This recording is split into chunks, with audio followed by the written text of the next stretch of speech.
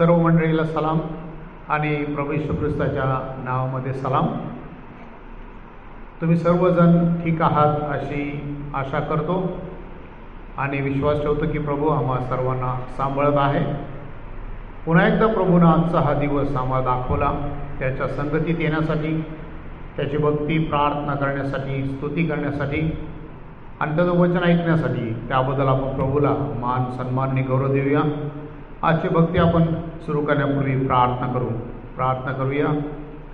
पवित्र पवित्र तिथोर सनाधीश परमेश्वरा, सर्व सृष्टीच्या चालका मालका आणि उद्धारकर्ता देव बाबा, सर्व मान महिमा आणि गौरव आज आम्ही तुला फिरून एकदा देतो, कारण तू आमच्या प्रीती करतोस, प्रेम करतोस आणि आम्हाला तुझ्या बाहुबलाने, तुझ्या सामर्थ्यवान हाताने सांभाळतोस, संरक्षण करतोस, आमच्या भोवती तुझ्या दयेचं कुंपण ठेवतोस आणि आम्हाला सर्व परिरक्षण करून तुझ्या गौरवासाठी उपयोगात आणतो.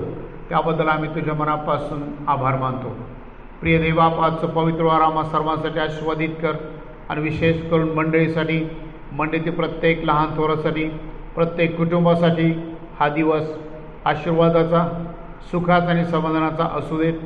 आजच्या दिवशी प्रभू तुझ्या चरणाजवळ बसून तुझं मनोहर रूप पाहत राहावं, तुझं गीतं गावीत, तुझी स्तुती करावी आणि तुझ्या चांगुलपणाचा अनुभव तुझ्या सानिध्यात बसून आम्ही घ्यावा. म्हणून आम्हा सर्वांना विशेष तुझ्या पवित्र आत्म्याने मार्गदर्शन कर. पवित्र आत्म्याची कृपा आम्हा सर्वांसाठी पुरेशी कर. तुझ्या ज्ञानाने भरपूर देवा. आज येणारं वचन आम्हासाठी आस्वादित कर आणि या वचनाच्या प्रकाशात तू आम्हाला चालव. प्रभू, आमचे विचार हे तुला आवडणे असू देत. आमचे अंतःकरण, आमची बुद्धी, आमचा आत्मा हा तुझ्या ठाई स्थिर राह. पवित्र देवा, पहा पवित्र वार पवित्र रीतीने पाळण्यासाठी आम्हा सर्वांना साह्याने मदत कर. आमच्यात काही उणिवा असतील त्या काढून टाक आणि देव बापा आम्हाला तुझ्यामध्ये सशक्त बनव. प्रभू, आज आम्ही विशेष करून प्रार्थना करतो सर्व जगासाठी, जगातील परिस्थितीसाठी. सर्व परिस्थिती आपल्या नियंत्रणामध्ये ठेव. अनेक लोक मृत्युमुखी पडलेले आहेत, अनेकांचं जीवन उद्ध्वस्त झालेलं आहे, कुटुंब संपलेली आहेत, अनाथ विधवा पोरके लोक झालेले आहेत आणि देवबापा उपरे देखील झालेले आहेत, बेघर झालेले आहेत. प्रभू, अशा कठीण परिस्थितीमध्ये सर्व निसर्गावरती जो भयानक असा प्रसंग ओढवलेला आहे, या सर्वामधून तू मानवाला बाहेर काढणारा देव आहेस.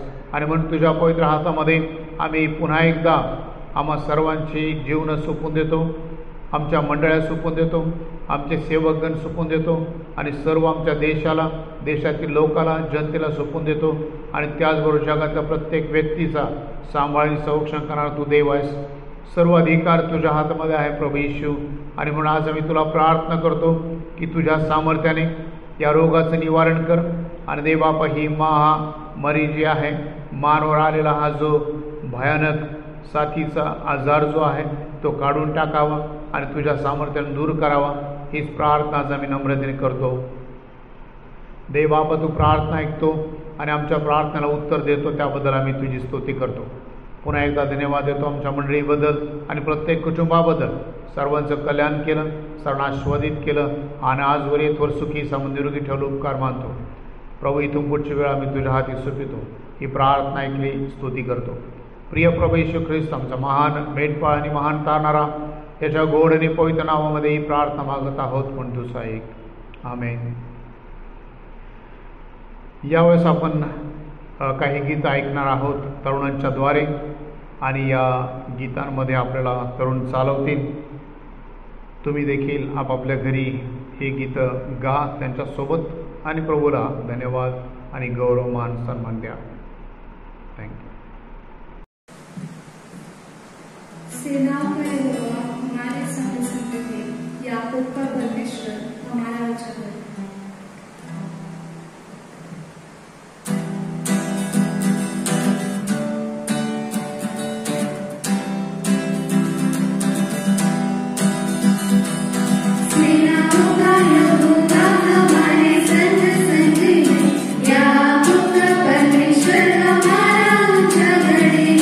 सेनाओं का यहोवा हमारे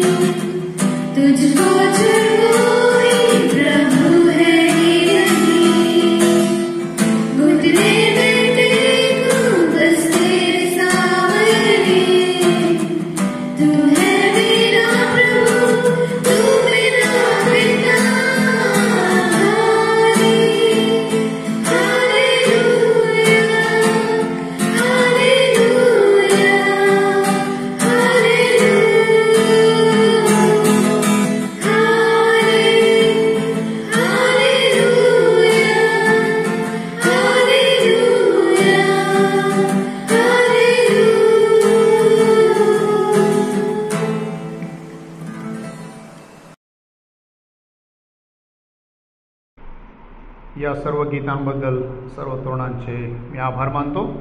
यावेळेस आपण देवबापाच्या वचनाकडे वळणार आहोत. जे अद्भुत वचन आमच्या देहाला आरोग्य देतं, आमच्या नेत्रांना प्रकाश देतं आणि आम्हाला सद्बोध देतं, आम्हाला ज्ञान देतं. त्या वचनाच्या प्रकाशात आज आपण याकडे लक्ष देऊया. प्रार्थना करू. पवित्र देवबापा, तुझा पुत्र प्रभू येशू ख्रिस्त याला जगामध्ये पाठविलंस आणि त्याने आम्हासाठी त्या क्रूसावरती आपलं बलिदान दिलं. त्या रक्ताने विकत घेतला आम्हाला शुद्ध केलं, निवडलं आणि पवित्र करण्यासाठी आम्हाला पाचारलं. त्याबद्दल आम्ही तुझे उपकार मानतो. होय देवबाबा, या जगामध्ये आम्ही जगत असताना अनेक उणीवा आमच्यामध्ये असतात, अनेक कमी घटी आमच्यामध्ये असतात, परंतु त्यामधून देखील तू आम्हाला सावरतोस आणि आम्हाला मार्ग दाखवितोस. त्याबद्दल उपकार मानतो. प्रभू, आज येणारं वचन मार्कुस वर्तमानामधून तू आमच्याशी बोलत आहेस. हे वचन आम्हासाठी आज आस्वादित कर, मंडळीसाठी आस्वादित कर आणि आमच्या नेत्रांना प्रकाश मिळू दे. आमच्या अंतचक्षु उघड, आमच्या ज्ञानचक्षु उघड आणि वचनाचं ग्रहण करत असताना तो आम्हाला विशेष सहकार्य कर. एकाग्र मन दे, एक चित्त मन दे आणि तुझ्या वचनावरही आम्ही कॉन्सन्ट्रेशन करावं म्हणून तो आम्हाला विशेष सहकार्य कर. जितके ऐकणारे आहेत प्रत्येक भावाला आणि बहिणीला आज तुझ्या वचनाच्या द्वारे आस्वादित कर. सर्वांची मनं आनंदानं भरून जाऊ देत. सर्वांच्या मनामध्ये एक आनंद, उत्साह निर्माण कर. देवबाबा, आजचं वचन स्वीकारण्यास आम्हाला सहाय्य कर. ऐकण्यास आम्ही तयार आहोत. तू बोलावंस आणि आम्ही ऐकावं असं होऊ दे पित्या. प्रार्थना की स्तुती करतो. प्रभू येशूच्या नावामध्ये मागतो म्हणतो साईक. आमेन. पुन्हा एकदा प्रभूला धन्यवाद. आजचं जे वचन आहे मार्कुस वर्तमान आणि याचा 10वा अध्याय आणि 17 ते 31 या वचनावरती आपण मनन करणार आहोत. या ठिकाणी ते वचन मी वाचत नाही, परंतु तुम्ही आपापल्या घरी ते वचन वाचू शकता. मार्कुस वर्तमान त्याचा 10वा अध्याय आणि 17 ते 31 ही जी वचनं आहेत, ही वचनं आम्हाला सार्वकालिक जीवनाविषयी एका धनवान मनुष्याने विचारलेला प्रश्न आणि त्याला प्रभू येशूने दिलेलं उत्तर आणि यामधून आज आपण ऐकणार आहोत, शिकणार आहोत. आणि म्हणून आजचा जो विषय आहे, धनापेक्षा येशूवर अधिक प्रेम करणं, हे महत्त्वाचं आहे. धनापेक्षा येशूवर अधिक प्रेम करणं. सार्वकालिक जीवन प्राप्त होण्यासाठी एका तरुणाचा प्रश्न, आणि तो प्रश्न असा आहे. तो म्हणतो, उत्तम गुरुजी, सार्वकालिक जीवन हे वतन मिळण्यास मी काय केले पाहिजे? आणि तेव्हा येशू त्याला म्हणाला, मला उत्तम का म्हणतोस? एक जो देव, त्याच्या वाचून कोणी उत्तम नाही. या प्रश्नाकडं आम्ही जर बारकाईने पाहिलं तर आम्हाला हे दिसून येतं की हा जो तरुण आहे, या तरुणाचं जर आम्ही थोडक्यात कॅरेक्टर पाहिलं, त्याच्या बोलण्यावरून दिसून येतं की ज्याने प्रभूकडे येऊन त्याला प्रश्न केला तो चांगल्या वर्तनाचा आम्हाला दिसतो. त्याचबरोबर तो आज्ञा पालन करताना देखील आम्हाला दिसून येतो आणि आपल्या शेजाऱ्याविषयीचे जे कर्तव्य ते त्याने लहानपणापासून केलेले होते, तथापि त्याचे मन तयार नव्हते, सिद्ध नव्हते, हे आम्हाला या ठिकाणी दिसतं. आणि म्हणून तरुणबाबतचे विचार आणि त्याचे प्रश्न आणि येशूने त्याला दिलेलं उत्तर याकडे आपण लक्ष देत आहोत. मत्त 19 आणि 20 हा तरुण म्हणतो की मला काय उणे आहे, असा प्रश्न या ठिकाणी त्याने स्वतःला केलेला आहे. त्या प्रश्नाचे उत्तर देताना ख्रिस्ताने सांगितलं की एक गोष्ट तुझ्यात उणीव आहे, जा काही असेल नसेल ते विकून दारिद्र्यास दान कर. वचन 21 सांगितलेलं आहे. मनुष्यावर त्याने बरीच प्रीती केली होती, अनेकांना त्याने मदत केली होती आणि तो मदतही करत होता, परंतु परमेश्वरावरती अजून त्याची पाहिजे तेवढी प्रीती त्याने केलेली दिसत नाही. आणि म्हणून येशू म्हणतो की सर्व विकून माझ्या मागे ये.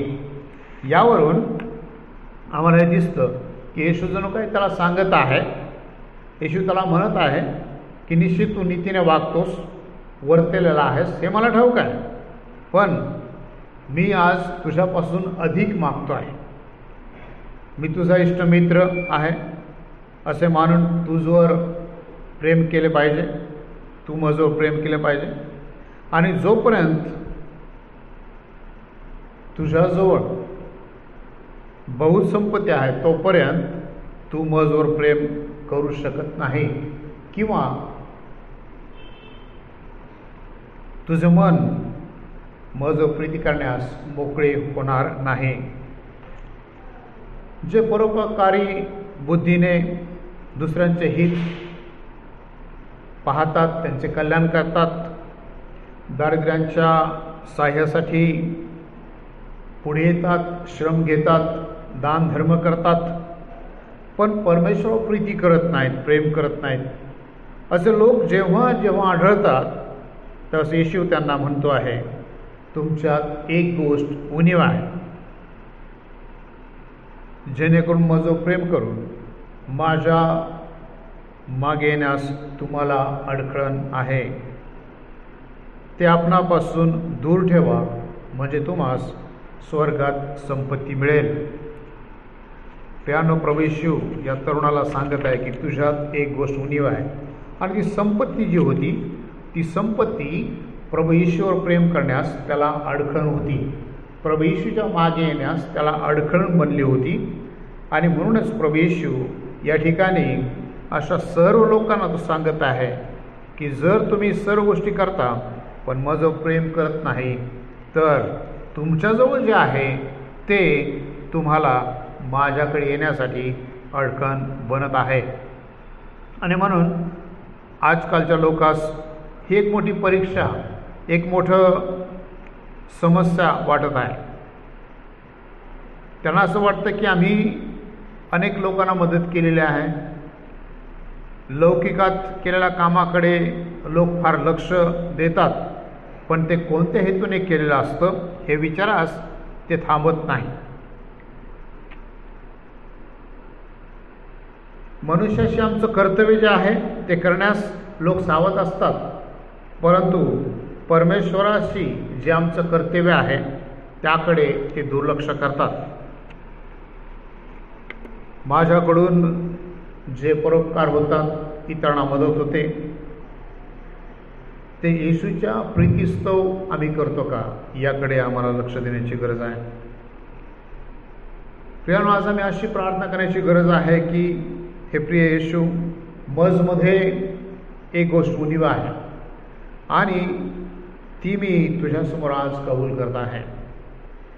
मी तुझं रोज अधिक आणि अधिक प्रेम करावं, प्रीती करावी, म्हणून माझी मनपूर्वक इच्छा आहे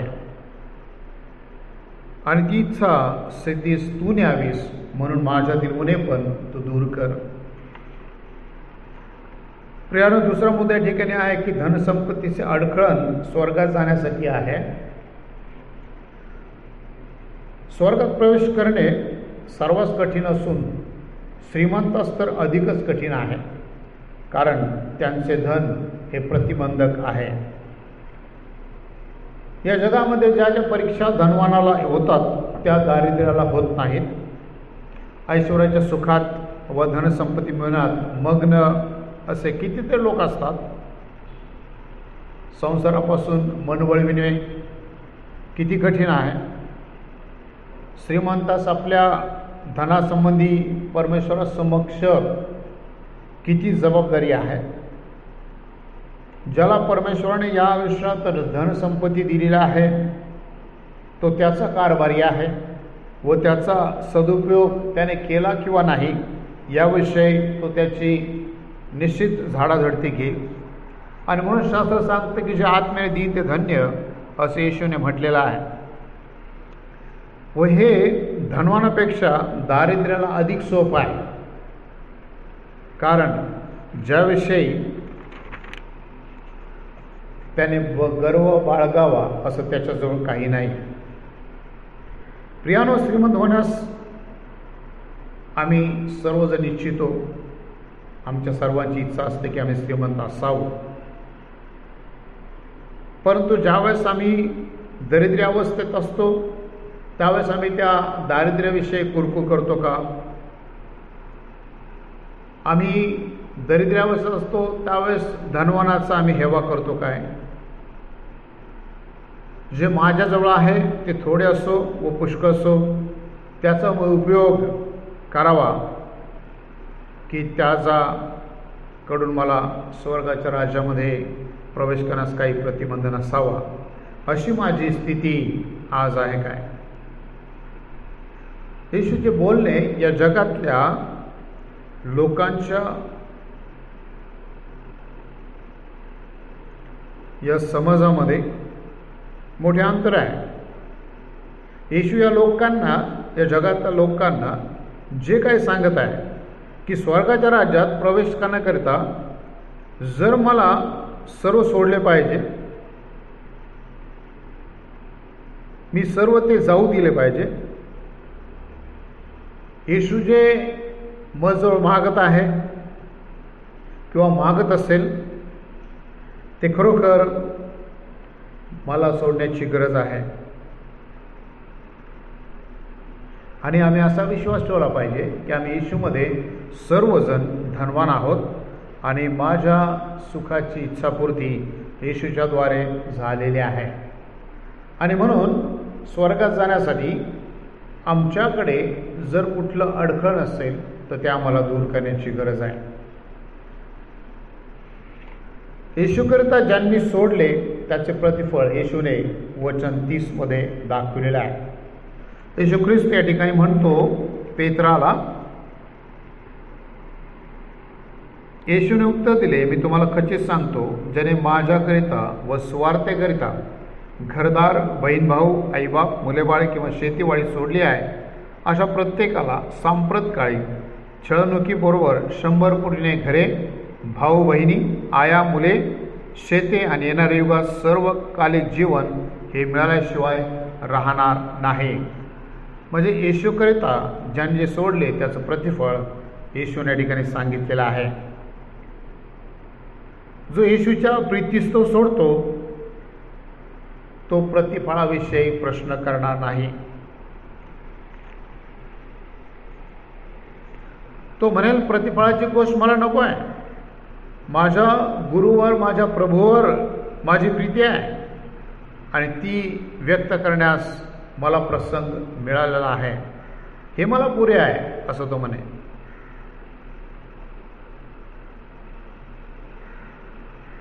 परमेश्वरानं मला ते द्यावे असे जो म्हणतो तो वास्तविक त्यावर प्रेम करत नाही. प्रीती प्रतिफळ न मागता सर्व काही देते आणि अधिकाधिक द्यावास प्रसंग पाहते. आणि म्हणून जेव्हा जेव्हा आम्ही प्रतिफळाविषयी विचार करतो तेव्हा तेव्हा परमेश्वर विश्वासू आहे हे मनात व ध्यानात आम्हाला ठेवणं गरजेचं आहे. त्याने दिलेल्या वचनाप्रमाणे तो करीलच करील हे आम्ही स्वअनुभवावरून सांगू शकतो व पवित्र जनांच्या चरित्रावरून आम्हास ते कळते. जो ख्रिस्ताकरिता दरिद्री होतो तो परलोकी मात्र नव्हे तर इहलोकी धनवान श्रीमंत बनतो. येशूने पेत्राला सांगितलं वचन 30 मध्ये की सुवार्थेकरिता आणि माझ्याकरता ज्यांनी काय जे सोडलेलं आहे त्याचं 100 पट प्रतिफळ त्यांना मिळेल. प्रियानो, ख्रिस्ताच्या अनुग्रहाने तो पुष्कळांची प्रीती संपादन करेल.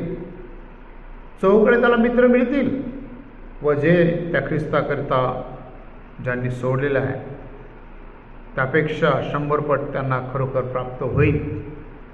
आणि म्हणून आम्ही आज म्हणावे की हो येशू तू विश्वासू आहे, असा माझा दृढ विश्वास आहे आणि तुझ्या प्रेमास्तव जे मी सोडून देतो त्यापेक्षा तुम्हाला फार अधिक देशील हे मी जाणतो. व म्हणून तुझ्याकरिता धनाचा त्याग करणं, संपत्तीचा त्याग करणं, त्यासाठी मला सामर्थ्य दे आणि मला धनलोभी होण्यापासून माझं मन आणि माझ्या मनाचं रक्षण कर, अशी प्रार्थना आम्ही करण्याची गरज आहे. मार्को शुभवर्तमान 11 अध्याय 1 ते 11 आम्ही जर वाचलं तर त्या ठिकाणी परमेश्वराच्या कामासाठी आवश्यक ते आनंदानं द्यावं असं म्हटलेलं आहे. परमेश्वरासाठी आम्ही आनंदानं देणं गरजेचं आहे. या ठिकाणी एक उदाहरण आम्हाला पाहायला मिळतं की प्रभू येशू ख्रिस्ताने यरूशलेमेकडे जाताना त्याच्या शिष्यांना सांगितलं की जा आणि समोरच्या गावामधून माझ्यासाठी एक शिंगरू घेऊन या.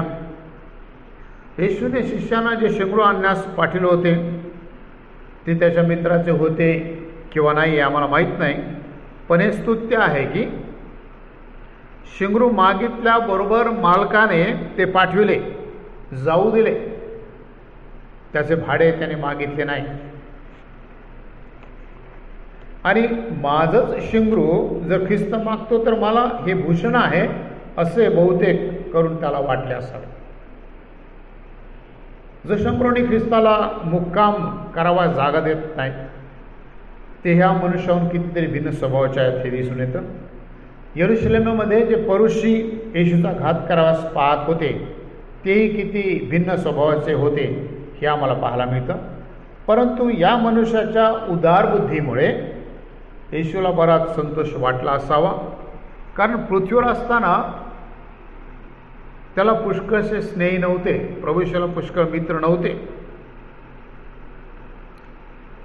म्हणून कोणी त्याच्याशी जर मित्रत्वाच्या भावनेने वागला असेल तर निश्चित त्याने त्याचे उपकार मानले असतील. ख्रिस्ताचे सहाय्य करण्यास मला प्रसंग मिळाला असल्यास माझ्याने होईल तितके मी करीतो काय. या माणसाला ख्रिस्ताला मदत करण्यासाठी जो प्रसंग मिळाला त्यामध्ये तो आनंदी आहे. त्याने आनंदाने ते शिंगरू प्रभू येशूला देऊन टाकलेला आहे. आम्हाला आमच्या जीवनामध्ये ज्या वेळेस ख्रिस्त आम्हाकडून काही मागतो, काही सोडायला सांगतो, त्यावेळेस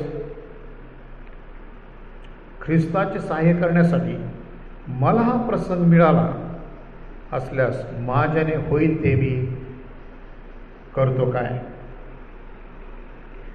या ठिकाणी मी पाहतो की ख्रिस्त आपल्या शिष्यांना, सेवकांना पाठवून आपल्या कामासाठी आम्हाजवळ मागतो, मदत मागतो. ते येऊन प्रभूला ह्याची गरज आहे असे म्हणतात, तेव्हा आम्ही लगेच त्या माणसाप्रमाणे लगेचच त्यांना देतो काय. मागे पुढे न पाहता आम्ही देण्याची प्रक्रिया करतो काय, किंवा आम्ही मागे पुढे पाहून न देण्याची काही निमित्ते शोधतो काय. दुसरं उदाहरण मी पाहतो की ज्यावेळेस परमेश्वराने अब्रामाला त्याचा मुलगा मागितला त्यावेळेस त्याने लगेच तो देऊन टाकला. प्रभू आमच्याकडे मोठे दान मागत नाही, पण तरी जे काही मागतो ते देखील द्यावास मी ना कबूल होतो काय. प्रियानो, कदाचित परमेश्वर आमच्याकडे आमचं धन मागेल अथवा बुद्धी, वेळ मागतो, पण कोणतेही द्यावंसे आमची इच्छा नसते. आणि काही दिलंच तर आम्ही ते संतोषानं देत नाही. या ठिकाणी आमच्यामध्ये देखील या श्रीमंत तरुण माणसाप्रमाणे काही उणिवा असतील, आम्ही त्याकडे डोळे झाक करत असू. पण प्रियानो, सार्वकालिक वतन मिळवण्यासाठी आम्ही या जगातील गोष्टींचा, संपत्तीचा त्याग करणं आवश्यक आहे हे दिसून येतं. प्रियानो, विचार करा की प्रभूने आम्हाला काय मागितलं तर आम्ही ते द्यावयास समर्थ आहोत काय, तयार आहोत काय प्रभूसाठी काही सोडायला. आणि या वचनाच्या प्रकाशात आम्हाला स्वर्गात जाण्यासाठी जर धन, संपत्ती, मित्र, वेळ, माझं काम, प्रतिष्ठा की जे मला प्रभूला देण्यास व त्याच्यासाठी सोडण्यास मी तयार नाही, तर प्रियानो हे आमच्यासाठी अडखण बनणार आहे. आणि म्हणून संपत्तीबरोबर आणखीन कुठल्या कुठल्या गोष्टी स्वर्गात जाण्यासाठी माणसांना अडखण बनतात ते देखील आज आपण पाहूया. खाली सर्व गोष्टी प्रभूच्या राज्यात जाण्यासाठी मनुष्याला अडखण बनू शकतात. पहिली गोष्ट मत्ते 7:21, जो स्वर्गीय पितेच्या इच्छेने वर्तत नाही त्याला स्वर्गात जाणं कठीण होईल. मत्ते 11:20-22 पश्चाताप न करणारे लोक यांना स्वर्गात जाण्यास अडचण येईल. मत्ते 18:1-5 नम्रता धारण करणे महत्त्वाचे आहे आणि जोपर्यंत आमची वृत्ती बालकाप्रमाणे होत नाही नसेल तर आम्ही स्वर्गात जाणं मला कठीण बनेल. मत्ते 22:11-14 तारणाची वस्त्र लिहिलेले आम्ही असावं, लग्नाचा पोशाख न घातलेले जर आम्ही असू किंवा ज्यांची निवड झालेली नाही ते स्वर्गात जाऊ शकत नाही. मत्ते 24:13 शेवटपर्यंत टिकून राहील तोच तरेल. अर्धवट विश्वास हा त्या मनुष्यासाठी अडकण बनणार आहे. मत्ते 24:42 आम्हाला जागृतीची आवश्यकता आहे. जो सावध नाही, जागृत नाही तो स्वर्गात जाऊ शकत नाही. मत्ते 25:8 अर्धवट तयारी. त्या मूर्ख 5 कुमारी ज्यांची तयारी नव्हती आणि त्यांची ती अर्धवट तयारी त्यांना स्वर्गात जाण्यास अडचण बनली. मत्ते 25:31-41 प्रभूसाठी जर कोणी काही केले नसेल तर त्यांची ती कृती त्यांना अडचण बनवणार आहे. या ठिकाणी प्रभू येशू म्हणतो की माझ्या नावाने जर तुम्ही एखाद्याला एक पाण्याचा प्याला जरी तो दिला तरी तुमचं ते कृत्य नमूद केलं जाईल. प्रेम यावरून आम्हाला दिसून येतं की आम्हाला प्रभूसाठी काहीतरी करण्याची गरज आहे आणि जर आम्ही ते करणार नाही तर ते देखील आम्हाला अडकून बनू शकतं. योहान 3:3-6 म्हणतं की तुम्हाला देवाच्या राज्यात जर जायचं तर तुमचा नवा जन्म होण्याची गरज आहे. पाण्यापासून आणि आत्म्यापासून तुमचा बाप्तिस्मा होणं गरजेचं आहे आणि ते झालं नाही तर आमच्यासाठी अडचण बनणार आहे. प्रेषित 14:22 सांगतं की विश्वासात टिकून राहणं गरजेचं आहे, कारण विश्वास नसेल तर मोठे अडखळण आहे देवाच्या राज्यात जाण्यासंबंधात. गलाती 5:19-21 या ठिकाणी आपण वाचूया. गलाती 5:19 आणि 21 पर्यंत.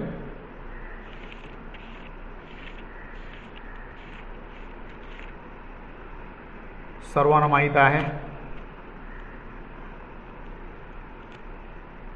देहाची कर्मे तर उघड आहेत, तीही जार कर्म, अशुद्धपणा, कामातुरपणा, मूर्तिपूजा, चेटके, वैर, कलह, मत्सर, राग, तटफुटी, पक्षभेद, हेवा, दारूबाजी, रंगेलपणा आणि अशा इतर गोष्टी याविषयी मी तुम्हाला पूर्वी जे सांगून ठेवले होते तेच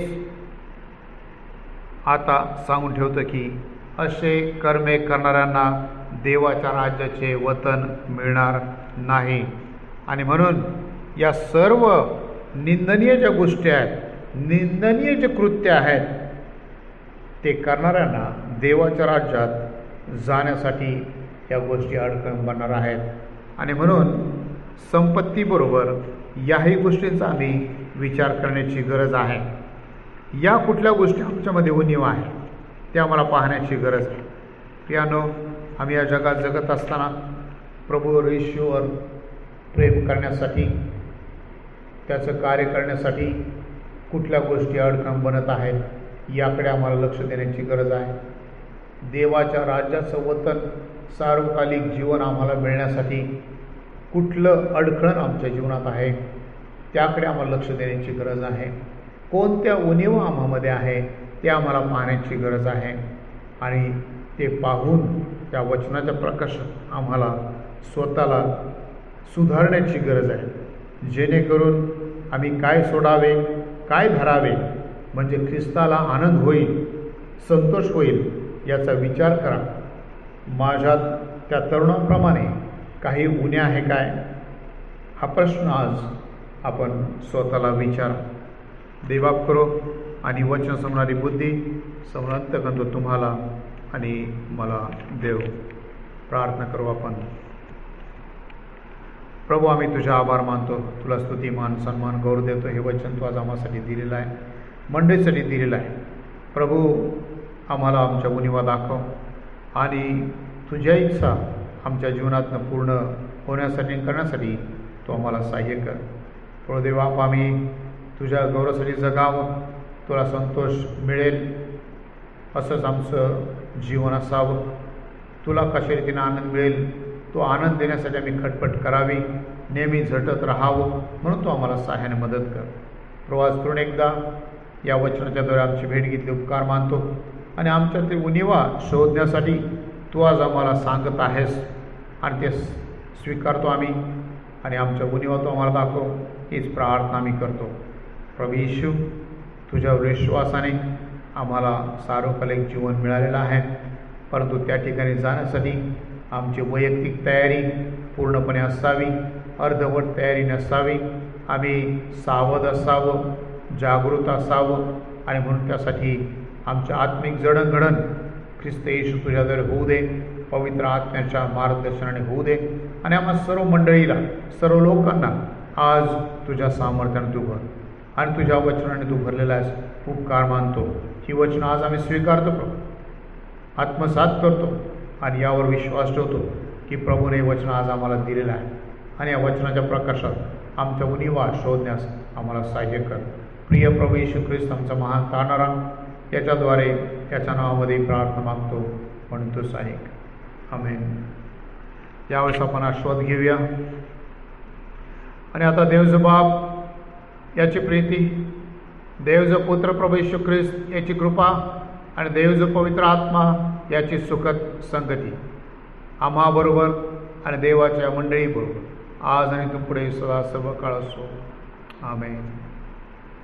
देव बाप तुम्हाला आशीर्वाद देव. Thank you very much.